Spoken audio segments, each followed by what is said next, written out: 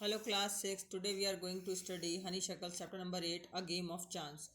It is the story about author who was when he was boy who visited to the fair with his uncle and bhaiya, and he also tried to his luck on a lucky shop where he got some valuable things but of little amount. Okay, so he thought about that he had a very short luck, or he had a bad luck, but nothing was there because the shopkeeper makes him fool. Okay, बच्चों ये एक story है जिसमें game of chance नाम है इसका story का। इसमें ये बताया गया है कि जो ऑथर है वो दूसरों को देख करके एक बार एक मेले में जा करके जो कई सारी ट्रिक्स प्ले करते हैं, वैसे जो गेम्स लगाते हैं वहाँ पे पैसे लगाते हैं और उसके बाद वो नंबर लगाते हैं। नंबर लगाने के बाद वो कुछ गेम्स में जैसे जीत जाते हैं, कुछ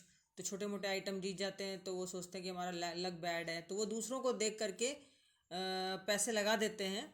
और उसके बाद में क्या होता है कि जब उनका खुद का चांस होता है तब वो उस चीज़ को हार जाते हैं, या फिर कम पैसों की चीज़ें जीतते हैं, तो वो समझते हैं कि उनका लक बड़ा बैड है।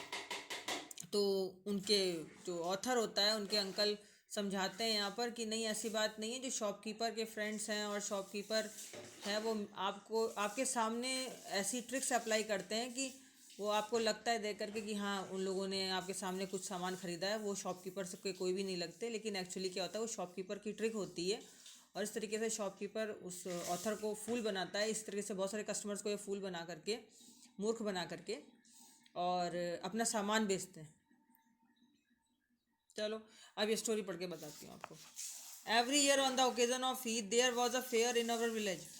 लेखक कहता है बच्चों कि हर एक साल ईद के मौके पर उनके गांव में मेला लगता था। और ईद जो है जब मनाई जाती थी तो उस दिन मेला जो है लगता था, उसमें बहुत सारे लोग आते थे और काफ़ी दिन वो मेला चलता था। बहुत दूर दूर से लोग गांव में आते थे, अपने सामान लगाते थे, शॉप्स लगाते थे।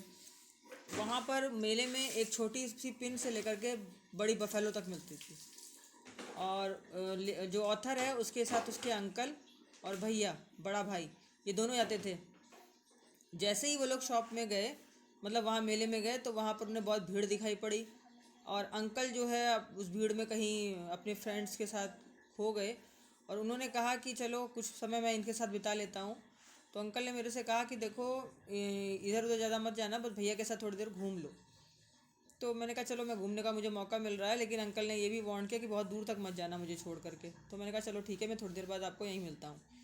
अब भैया और जो लेखक है वो दोनों, मतलब लेखक अपने भाई के साथ कई सारी शॉप पे जाता है और वहाँ देखता है, तो वहाँ अंकल का वेट भी करता है, लेकिन उसके बाद वो अंकल अभी वापस नहीं आते, तब तक वो देखता है कि एक लकी शॉप है।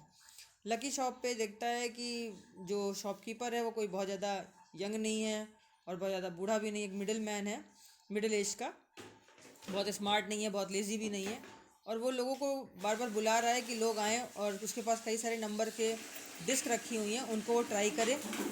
और ट्राई करने के बाद में वो जो जितने पैसे पर, जैसे हर एक ट्रिक का 50 पैसा लेता है वो, और इस तरीके से जो है वो सामान बेचता है।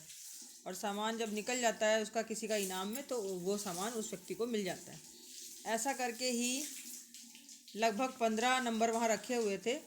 और एक आदमी आता है लेखक के सामने, और वो 50 पैसे दे करके बहुत सारे आइटम जीत के रहता है। जैसे बहुत सुंदर सी क्लॉक होती है, वो जीत के ले जाता है। तो ये सब देख करके लेखक क्या करता है, अपना वो भी ट्रिक आजमाने की सोचता है। तो एक उसके बाद एक लड़का आता है, एक आदमी के बाद वो छोटा सा लड़का होता है, वो कम से कम 25 पैसे लगाता है, तो एक कॉम जीतता है। 25 पैसे लगाने के बाद में फिर एक फाउंटेन पेन जीतता है 3 रुपीज़ का। तो ये इस तरीके से बहुत सारे सामान को जीतता है। तो लेखक सोचता है कि चलो मैं भी अपना लक ट्राई करता हूँ। तो अब वो जो लेखक है वो भी अपना जब लक ट्राई करता है तो अपने भाई की तरफ देखता है। उसका भाई कहता है ठीक है चलो कोई बात नहीं, मैं तुम्हें 50 पैसे देता हूँ। तो वो 50 पैसे लेखक का भाई देता है और उसको लगाता है उस बिट पे। तो उसका लक बहुत अच्छा काम नहीं करता है। उसको सबसे पहले 2 पेंसिल्स जीतता है वो। 2 पेंसिल्स 25 पैसे के ही अंदर आ जाती हैं।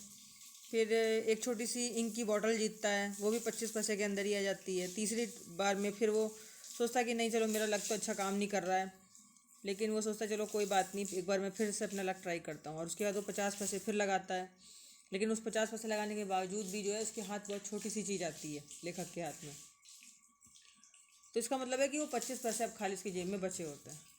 अब लास्ट में शॉपकीपर उसकी अपनी दया दिखाते हुए कहता है कोई बात नहीं, 25 पैसे तो बचे तुम्हारे पास, तुम अभी एक चांस और खेल सकते हो।